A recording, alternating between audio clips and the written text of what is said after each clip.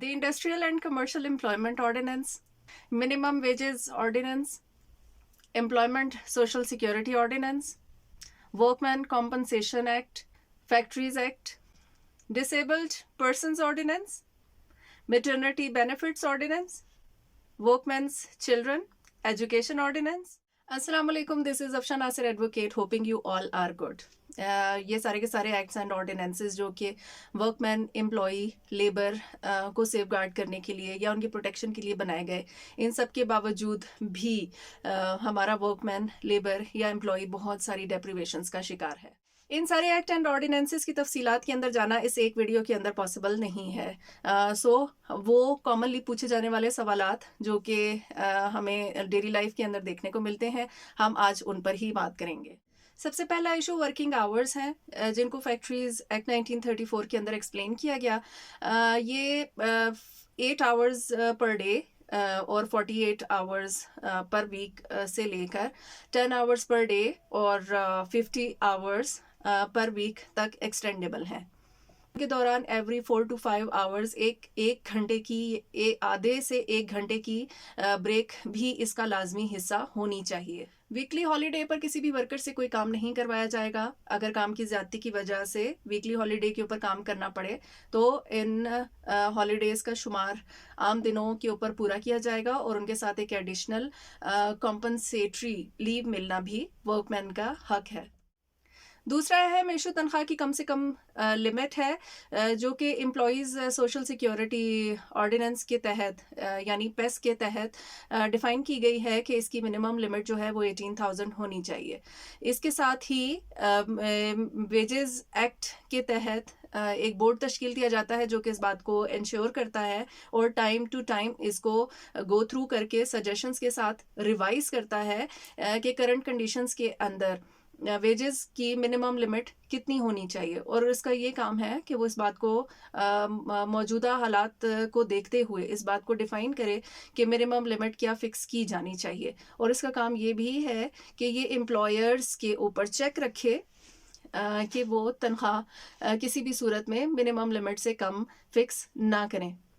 The industrial and commercial employees ordinance 1968 اس بات کو explain کرتا ہے کہ ایک ورکر یا امپلائی جس نے 1 سال سروس دے دی ہے وہ آئندہ سال کے اندر اس بات کے لیے انٹائٹل ہو جاتا ہے کہ اس کو 14 کنزیکٹیو چھٹیاں دی جائیں.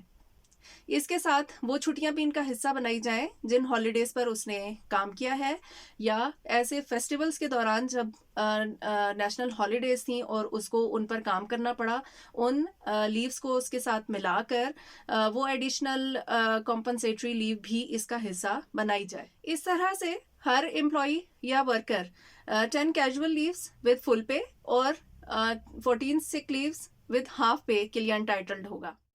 ورکمین کمپنسیشن ایکٹ 1923 کے تحت اگر کوئی ورکر انجری سسٹین کرتا ہے، وہ زخمی ہوتا ہے یا اس کی ڈیتھ کاز ہوتی ہے، تو ایسی صورتحال کے اندر وہ ورکر یا اس کے اہل خانہ کمپنسیشن کے لیے انٹائٹلڈ ہوں گے. اس کے ساتھ ہی آپ کو یہ بھی معلوم ہونا چاہیے کہ گروپ انسینٹیو کا قانون بھی موجود ہے جس کے تحت اچھی پرفارمنس شو کرنے والے ورکرز یا امپلائیز کے لیے انسینٹیوز دیے جانا بھی امپلائر کی ذمہ داری ہے. یہ انسینٹیوز ایکسٹرا پیمنٹ کی صورت میں یا ایکسٹرا ہالیڈیز کی صورت میں ہو سکتے ہیں. ایک اور بہت اہم ایشو ٹرمینیشن آف امپلائمنٹ یعنی نوکری سے نکالے جانا.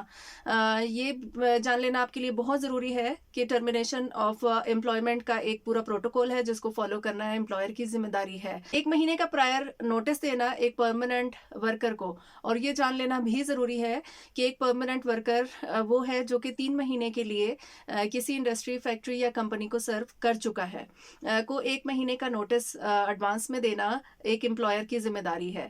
اور اگر وہ ایسا نہیں کرتا تو ایسی صورتحال کے اندر اس کو 1 مہینے کی ایڈوانس سیلری دینا امپلائر کی ذمہ داری ہے.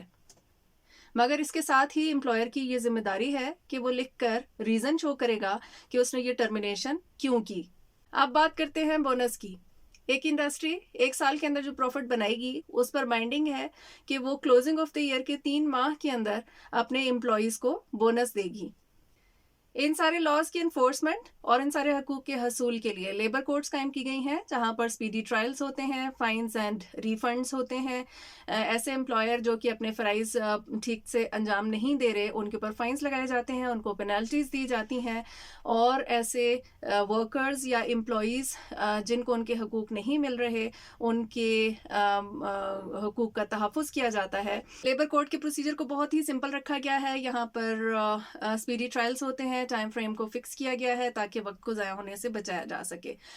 لٹیگیشن کی پینڈنسی ان کورٹس کے اندر بہت ہی کم ہے، کیونکہ بہت ساری جگہوں پر امپلائیز، ورکرز یا لیبر جو ہے وہ اپنے رائٹ سے واقف ہی نہیں ہے، جس کی وجہ سے ان کورٹس کو رجوع ہی بہت کم کیا جاتا ہے.